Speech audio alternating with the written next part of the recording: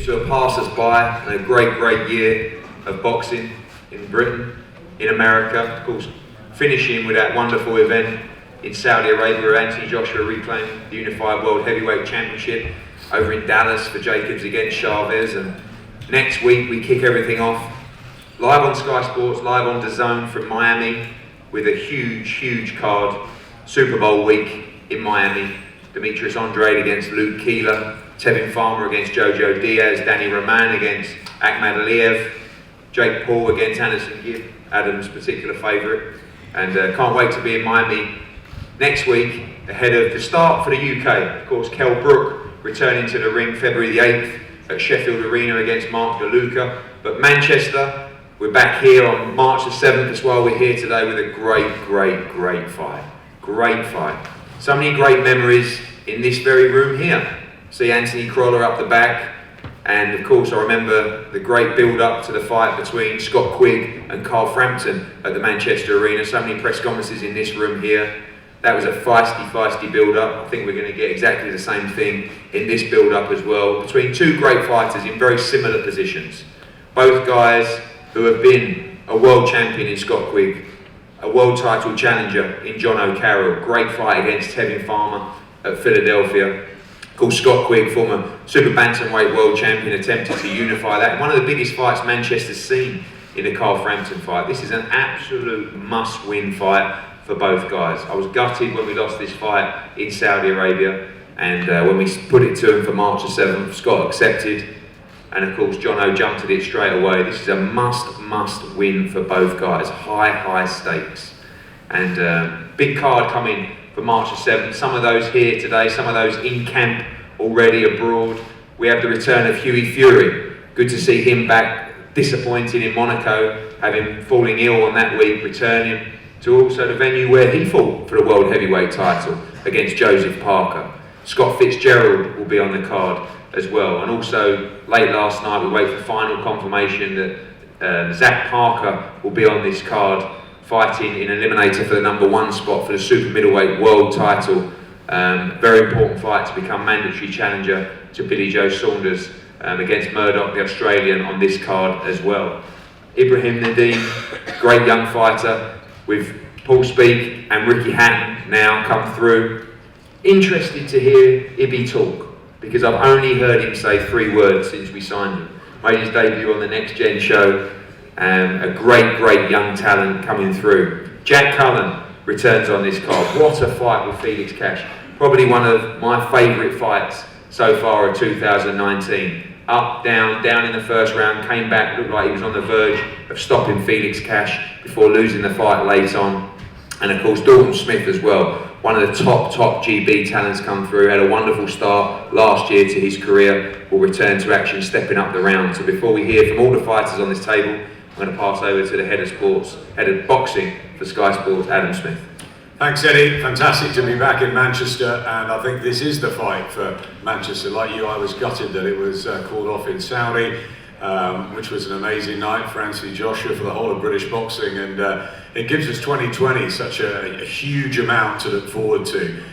Really fantastic shows coming up in Sheffield with Kell Brook topping. We've got a load of stuff coming from the States, and obviously we're seeing the likes of Dillian White coming back, and Derek Chisora, and obviously Anthony Joshua bringing his titles back. So there's so much ahead.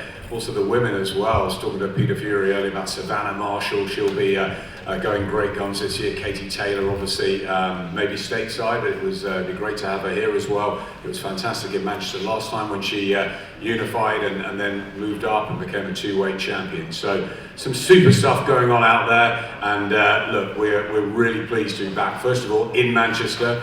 I walked in with Anthony Crolla, who still loves it, doesn't he? He's been working with us a little bit at the end of last year, doing a fantastic job on the safe side of the ropes, and we loved having him throughout his career. And we followed Scott Quigg throughout his. He's been a brilliant fighter. He's always been so down to earth, so easy to deal with, and wonderful to watch in the ring. And he's had a fantastic career already, becoming a world champion. And he mentioned that huge fight with Carl Frampton, and he goes on. His dedication is incredible, and I love that in Scott. I also love this guy, Jono Carroll. He's brilliant. I mean, talk about, if Scott's been in good fights, this fella has. been in some fantastic ones as well. You know, it was a terrific effort. We were there ringside when he pushed Devon Farmer the whole way. He's a colourful character. He's fantastic, and you know, they're both. It's just a brilliant fight to make, I think, and for the Manchester fight crowd as well. You know, you guys know your stuff up here, the likes of Ricky Hatton, Anthony Farnell, and Michael Gomez, Anthony Croller through the years, and you know, Scott Quigg's he's got some life left, I think, in the old dog. He looks fantastic, doesn't he? He always does. Jono Carroll will be pushing him all the way. It's a tremendous bill, terrific fighters on the card. You know, Jack Cullen, what a great fight that was with Felix Cash. And great to see Hughie Fury back, and so many youngsters coming through. I think it's going to be a brilliant 2020, and we cannot wait to be here back in Manchester, where you guys love boxing, and you're going to love this show. It's a fantastic top of the bill, Eddie. Thank you, Adam. Dalton, welcome. A great 2019 for you, moulding into the pro ranks. Now, I get the feeling you want to move quite quickly in 2020, up to 8 rounds. In Manchester, and a big year coming up for your career. Yeah, that's it. You know, I enjoyed last year stepping into the professional ranks, had 4 fights, you know, settled in well, but you know, the new year's here now. It's time to step up the rounds, the opposition, and you know, I just want to stay active this year, stepping up the rounds, and see how the year plans out. Seeing a lot of young fighters now move very quickly. Do you feel like that seems to be the new trend of young fighters, to move quickly, to make an impression before there's so many of them almost becoming stale by boxing, but you want to move through the levels quite quickly? Looks at the likes of, I know, Shakur Stevenson and those guys move to world championship level very quickly in their career. You want to move the same way and move into titles at the end of 2020? That's it, yeah. If it were up to me, you know, I'd say, yeah, I want to be in those big fights, but you've got to be realistic. You know, it's a tough game to be in. You've got to learn your trade. You know, sometimes it's not your ability, but you've got to become a 12-round fighter. You know, get the experience. But I just listen to my team, whatever they put in front of me. You know, I just do what they say. And you know, obviously I've got the best promotional team around me to pursue me to. You know, one day I want to become a world champion, but I just listen to my team. Whoever they put in front of me, then that's who I'll fight. Thanks, Dawn. Look forward to seeing you at the arena. Ibby, come on, mate. Are you gonna? I remember that when I first met you, Paul Speak came up to me and he said, "I've got this kid." He said, "He can really fight, really fight." I watched you on the pads, knocking 7 kettles out of the pads with Ricky Hatton, and I came over and you introduced me, and you only said one word. You know, I'm going to call you the Silent Assassin. Is that all right? That's going to be the new nickname for you. But you made your debut Next Gen Thursday night in London. You went on right at the end. This time, local fight for you, Manchester Arena. Looking forward to March the 7th. Yeah, just show you. Go on. Thought that was going to be the one word. Ibby, put the mic down like this. You've got to learn these tricks. Yeah, first of all, I'd like to thank Eddie Matchroom and Sky Sports Boxing for giving me this opportunity to be on a great main event, the undercard of it. I'll show you all what I'm about on March 7th. Ibby, you've got a great amateur career, obviously, and what's the transition been like moving to the pros and obviously training with a Manchester great in Ricky Hatton? Still getting used to it, like, gotta learn to plant my feet a bit more, let a bit more power shots go. And can I just ask you as well, you gave me a present for the last fight. Were you aware of that present that you got me, or did Paul Speak just give you that? Oh, no, yeah, I was aware of it. Yeah, it was a mobile phone. It was the smallest mobile phone in history, that big. So I appreciate that, thank you very much. And we're looking forward to a great career with you, Ibby. I know that you're a fantastic young talent, and we look forward to many more press conferences with you. And I will definitely get at least 5 sentences out of you for the fight week press conference. Thank you very much, Ibby. Jack Cullen. Jack, mate, what a fight last time out. I guess you're still getting over that fight emotionally, because I've never been up and down so much in a fight in my life. The first round, you looked like you were completely out of that fight. You took the kitchen sink, you came back, you fought back, you looked like you had Felix Cash on the verge of ending the fight himself. Was honestly one of the best fights I've seen at Manchester Arena. And it must have been an incredible experience for you, even though you lost. Yeah, it was a good experience. I'd just like to say thanks getting back out on these shows. And 2020 is going to be my year. I'm not going to come out with any excuses with the Felix Cash and that. It's time to get back winning, and hopefully we'll get it again. I'm I'm not looking past anybody. Whoever I fight, I've not got an opponent yet, and I'm looking forward to it. Just got to keep going and keep winning. What did you learn from that cash fight? It was like, did you feel that you started a little bit too fast, you were a little bit too erratic in that fight, or? To be honest, I just did it. I wasn't myself. I'm not going to claim any excuses. I wasn't myself, and I do know it happens again. I will be winning that fight. So hopefully, before the end of the year, it goes again. We'll get it again. It's a rematch I'd definitely love to make. And I know, speaking to Steve, we're a title fight on this card. You want to go straight back in to a big fight, hopefully a domestic fight as well, straight back into titles. Yeah, definitely. Hopefully. Thanks. Good stuff, Jack. Thank you. Huey, welcome back. Welcome back. Of course, the arena where many feel like you could have become world champion in this arena against Joseph Parker. And now coming back, disappointment in Monaco. I remember seeing you fight week. Peter told me on a Wednesday you weren't well, you had the virus, you hoped you'd make that fight. Couldn't get out. It was a gutter for you after working so hard. But now, back in Manchester, and a huge year for you. Huge 2020. Look at the heavyweight scene, you're right there. Yeah, 100%. I was absolutely devastated not being able to fight in Monte Carlo. All that hard working and stuff, but it's what it is. It just wasn't meant to be. But it's given us that bit longer to work on the stuff we've been working on. And yeah, it's exciting to be back in Manchester, where, like I say, where I fought for the world title. It wasn't my luck, but it's all about learning. And all these fights have put me to where I am today. It's made me a better fighter, and people's in for a shot the next time round. So it's going to be an exciting year. It's so easy to jump into fights, isn't it, in a division, because people are always looking for big fights and opponents. I mean, you look at Lucas Brown, got knocked out by Dave Allen. He's now fighting Otto Warlin. People step up and get opportunities all the time. This year, is it about taking the right fights at the right time? We know you jumped in against Povetkin. You've always gambled. You boxed Joseph Parker, you boxed Kubrat Pulev in Bulgaria, you boxed Alexander Povetkin. Is it about taking the right opportunity at the right time then? Like I say, all them fights have really it's put me to where I am today, and showed me that more experience and stuff we've been working on. So people's going to see in the next fight the stuff where I was going wrong and the mistakes I was making. So it's going to be a major turnaround. And like I say, when I get these fights, I really want them fights again, because I was basically fighting with one hand and they still couldn't do no good with me. So they're the fights I do want again. You think we'll see in 2020, with the hands being fixed up, more aggressive Hughie Fury now letting your hands go? Because against Povetkin, I felt that you could have turned that fight around. Yeah, 100%. Like I said to you, it was frustrating for myself to not let that right hand go, and like I said, I kicked myself all the time about it. But it's one of them. It happens, and people's going to see. Not going to let too much away, but going to see a big difference. Good. Look forward to seeing you in your hometown, March the 7th. Now, you two boys. I don't know where this has all come from, but I'm loving it. I've got to tell you, I'm loving it, because Jono, Carroll, seems it doesn't matter who you fight, you are just bang up for it. All of a sudden, you change into this completely different person. Both of you, two of the nicest guys I've ever met, but this is personal for your careers, because this is absolute must-win for both of you. Must win. And we've seen you out in Philadelphia getting ready with Tevin Farmer, and that was a guy you two wanted to strangle each other before you fight. Now you're staying at his house. So we don't know if you'll end up in Bury in a few weeks' time after the fight and having some fish and chips with Scott Quigg.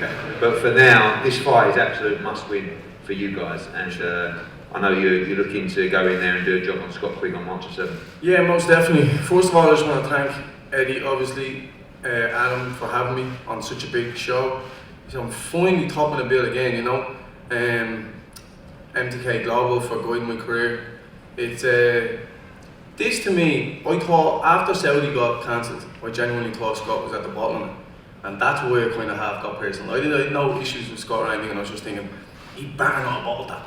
I did not drink alcohol on Christmas because he bottled it, you know what I mean? But this to me is definitely a career shift, I've always wanted the top bills. Always wanted top bills. Like, I remember sitting in this exact arena we were going to fight in when Scott fought Kiko Martinez. I remember sitting there just thinking, I can't wait till that's me. It's one of them things now I'm finally here. You know what I mean? The same Andy Crollo, I fought on this show under his cards. I always wanted, I can't wait till that's my face up there, airbrush or not. I'm delighted that's up there. You know what I mean? I'm just delighted to be topping these bills. And like you said, you know me personally, I'm a really nice fella. I have no personal beef for anybody. This is strictly business to me, you know. Tevin Farmer, I was more than happy to go out and help him when he rang me to go out to Philadelphia to help him for his fight with Jojo Diaz, which is going to be a fantastic fight. So make sure you tune on for that one. That's going to be amazing. I'm actually half disappointed I'm not going to be there and be able to watch it live as well, because now I've got the go ahead for my own fight, so I'm going to be going back to Spain, working my ass off to smash Scott Quigg up. So the thing is, I've been over here the day after Christmas. I left at like 4 o'clock in the morning to go over to Philadelphia to help Tevin Farmer. I didn't even see my baby play with her toys because we had so much to do on Christmas Day. We went out for dinner and that. Haven't even seen my baby play with her toys that we got for Christmas. So that's how much I want this sport, you know. I want to gain as much experience as possible, and we're going over and doing that camp with Tevin Farmer. It was just a real eye-opener for me, you know. I welcome failure.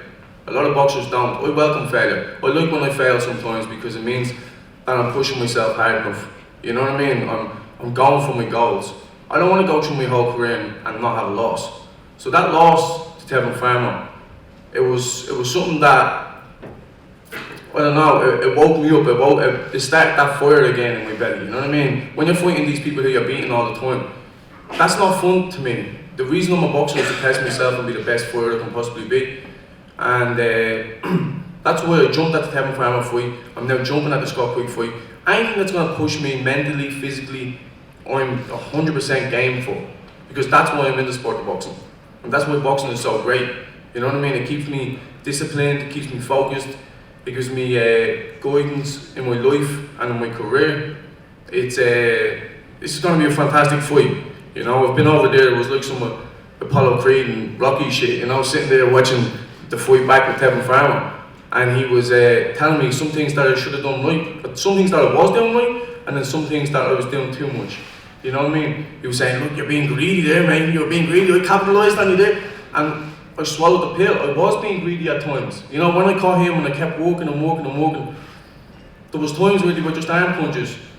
So then, even from the first spar that I had with Tevin Farmer to the last spar, I was almost a different fighter from being over there, because I challenged myself mentally, physically, and I pushed myself every day. I was still trying. Some people go away in camps, and I've had it with my own sparring partners, and they just spar.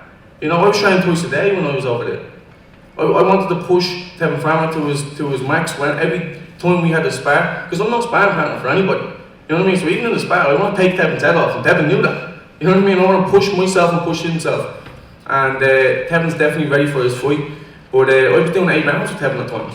The man was sparring 14 rounds and all, you know? But then there was one time the other sparring partner didn't show up, and I done 8 rounds, not a bother, with a world champion. This is last week. You know what I mean? So for me, I'm already fit right now. This is just going to be fine tuning, you know what I mean? This is it's amazing. Obviously I was disappointed that the fight didn't happen in Saudi Arabia because it was such a big bill and everything else. But now the fact that I'm topping the bill, this is what I want. This is what I want for my own career, to be topping these bills. But the fact that then I got the experience with being over there with Tevin and gaining all that knowledge that I gained over there, I'm going to be a much more completed fighter. For sure, you're going to see different parts of my game, because there was times where, obviously Jojo Diaz is a former Olympian, and he can fight, he can bang, but he can also box.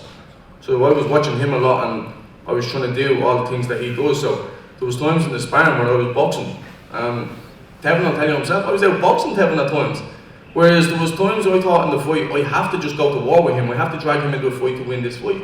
But there was times I could outbox Tevin. So, and now I'm like, why didn't I do that in the fight? And why didn't I? So there's from being over there, I've gained so much knowledge and so much experience that I now know that I'm at that world level. You know what I mean? Before the Tevin Farmer fight, I was half like, am I here? Am I jumping in this too early? But then at the same time, the way I push myself mentally and physically, I like being there too early to then fail, to then rebuild and be a better fighter. So I don't mind. I don't mind that maybe we took it too early, maybe I wasn't experienced enough. Because like if I take away my 2 fights in Australia, which I had 2 fights in 4 years, you know, And then I had the Declan Gardner fight and I had the 3 fights in prize fighter. That 3-minute rounds, they're technically amateur bouts. Like if you take them 5 fights away, like realistically I went into the 7th round for like 11 professional fights. You know, so maybe it was too early in my career, but in the back of my head I was kind of thinking, am I world level yet? But then the fight that I put up, everyone's seeing, yeah, I may have lost a fight, but you can see I'm more level. You know, I pushed myself to the max, physically, mentally, I pushed him to the max, physically and mentally also. And then being over there, I know I'm a really good boxer as well. Kevin was like, mate, you can seriously box. And I was like, yeah, I know, but I'm always fighting you as counterpuncher, so I had to come forward and go to the wall. So you're gonna see a whole different game from me. If I want to step at Scott Quigg and destroy him on the inside, which I will do, I will do that. If I want to outbox him, I will do that. I just feel that I have the faster hands, I'm the naturally bigger man, I'm faster footwork, everything. I just think I'm a better boxer than Scott Quigg, but at the same time, he's probably a bigger name right now, and that's what I want. So I'm really looking forward to this fight. Don't miss it, don't blink, because this could be over in a heartbeat. It's going to be a great night, I cannot wait. Just quickly on those styles, obviously Scott Quigg's style is very different to Tevin Farmer's style as well. A lot of people just saying this is going to be an absolute all-out war. You know, Scott Quigg loves to come forward, loves to exchange. You know, heavy puncher himself. Do you see that? Obviously, the differences between the styles of Tevin Farmer and Scott Quigg are vast. But do you see this going to the trenches? Do you see this being a war? We know you said you're capable of doing both, but we also know you love to scrap as well. Yeah, most definitely. Everyone that ever watched one of my fights, even when I'm trying to box, I still go to war. You know what I mean? I think it's just the Irish blood in me or something. I don't know what it is. I just like to go to war sometimes. And then at the same time, it's like... you win that way against Quigg as well? If you yeah, most definitely I win that way against Quigg because I throw the 3rd highest punches in title history. It's like 1,200 punches or something in that weight division. That Manny Pacquiao was at that weight division. That means I throw more punches than Manny Pacquiao in fights. Quigg probably throws about 11 shots around. You know what I mean? I'm the one going to make this fight exciting. I'm the one, the fresher, younger fighter, the hungry man. I want what he's already gained and what he's already accomplished. I want world titles, and I will gain world titles, and I'm 100% going to get world titles, either 2020 or 2021. Mark my words on that, and I don't say things just for the sake of saying things. Anything that I say I'm going to do, I always accomplish in my life. You know, many a times people said, oh, you can't do that, or don't do that. Like prize fighter, for an example, I got told by 1 or 2 people, don't do that. And I actually got told to not take a Declan Gardner fight. This is a setup, mate. You know you're going to lose this fight. And I said, yeah, but it's an opportunity. You know what I mean? When opportunities come up in life, you need to take them with both hands. And I've done it my whole career. Like, there's never one time that I've turned down a fight and said, no, I don't want to fight him because I think he's too good. No, if I think he's too good, it's going to make me work harder in training. You know, so I'm going to prepare for Scott Quigg to go to war, and I'm not going to prepare for the Scott Quigg that fought maybe Valdez. I'm going to prepare for the world champion Scott Quigg, the very best in him. And I hope he comes with his best, because I know I'm going to become my best. Thank you, Jono. Scott, welcome. It's been a long time since you've been sitting here, a long time. You had to listen to that, your thoughts on firstly First of being all, back. I was starting to worry because my parking ticket was nearly going to run out. Firstly, being back in Manchester, obviously you've had a huge amount of time in America, with Freddie Roach back now, with Joe Gallagher and the boys. This is a big moment for you, big night. You've experienced, you know, the highs and lows of becoming a world champion, losing the unified bout here in this city, and as I said to Jono, absolute must-win fight for you on March the 7th. Yeah, definitely. First of all, it's good to be back. Back in Manchester, exciting. Been out of the ring a long time. Very frustrating time. But through all that frustration now, I'm back with Joe, and really looking forward to March the 7th. Obviously, this fight is one that I know you so well. You love to fight, and you know I know that how gutted you were when the Saudi fight fell through as well. But you always wanted to reschedule this fight because not just for things that have been said by Jono, but this is a fight that you fancy and you see can be so exciting stylistically as well. Yeah, without a doubt. You know, obviously, we're very frustrating with me with the injury and it having fell through on the Saudi show. But no, this is a fight that really excites me. He's gonna, you know, says what he says, but he's gonna come, try and have a go. But he'll get demolished. And it's as simple as that, Joe. I come, like to have a fight, gonna entertain the crowd, and 2020 it'll be a very successful year for me. Is there no secrets in this fight in terms of the tactics and the style, seek and destroy, of Jono Carroll? I mean, he talked about the different parts of his game and the ability to box and move or stand and have a war. We're going to see the same Scott Quigg who's going to come and try and do a job on Jono Carroll, like you did to Kiko Martinez in the same arena. Yeah, I mean, there's no secret, to be honest with you. I'm going to come, get in the middle of that ring, and then if he wants to come and have it, I don't think he will, though, to be honest with you. I think he'll be on his bike. We will, don't worry, pal.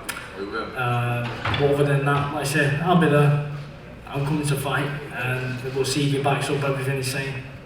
Do you feel that you're at another level to Jono Carroll? I mean, you have boxed, say, at a higher level consistently. Of course, he's had a great performance against Tevin Farmer as the IBF mandatory as well, but you have been at that world level as a world champion for a long time. Still got stuff to prove, having been out for so long. I guess the question marks now are, does Scott Quigg still have it? Is this the right time for Jono Carroll? And I guess you've got a lot to prove to yourself and to those people to get yourself back in contention to fight for the world title. Yeah, but without a doubt. Obviously, I've boxed at a high level. My career, I've been world champion. I know I've still got it. I know I can still do it. Obviously, when I was out in the wildcard training over there, the way I was preparing for fights over there, the sparring I was doing, I know I've still got it, and I'm improving.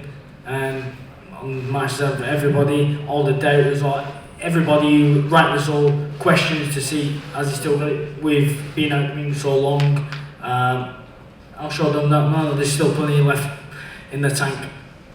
Thank you, Scott. And finally, I want to ask both guys predictions for the fight. Obviously, it's for the win. Jono, talk about the different styles that you might bring to this fight. Do you get Scott Quigg out there inside the distance, or is it a case of any which way on March the 7th? Any which way, of course. I never say I'm going to knock this out, that out, because I'm not a big puncher, I'm a volume puncher. What I am working on my game is sitting down on these shots and starting to work with these shots. And the problem that it was when I fought them farmers, I'd thrown too many shots and they weren't quality shots, and I learned a lot from that loss. I gained a lot of experience from that. So I'm looking to bring a different aspect completely to my game. Sit down on some shots, hurt with some shots, and push Scott back as well. Because Scott Quigg he's a good come forward fighter. But what happens to Scott Quigg when he gets pushed on the back foot? We're going to answer all these questions, and you're all going to see. And one thing what I just have to question is, why does he feel he has this changed training? To me, that's weakness in the mind, that's weakness in the head. He changed training before such a big fight. I don't know, I know he's going back to Joe. Joe's an amazing trainer. But at the same time, that's weakness in my own opinion. I don't know, that might be a bad mistake, mate. Scott, weakness in the mind, how does it go for you on March the 7th? Do you take Jono Carroll out? Take Jono Carroll out and get my hand raised, and then we move on. Simple as that. Thank you. Jono Carroll, Scott Quigg, March the 7th, main event at Manchester Arena. Plenty more announcements coming over the next few days on this card as well. This is a classic fight. Two great fighters looking for another shot at the World Championship. They must win on March the 7th live on Sky Sports. We're going to have a head-to-head with these two guys up here now, and we'll see you very soon for Fight Week in Manchester. Thank you. For all boxing info, news and latest interviews, amateur and pro, across the north, click and subscribe. VIP Boxing Promotions. Also, Twitter, Instagram and Facebook.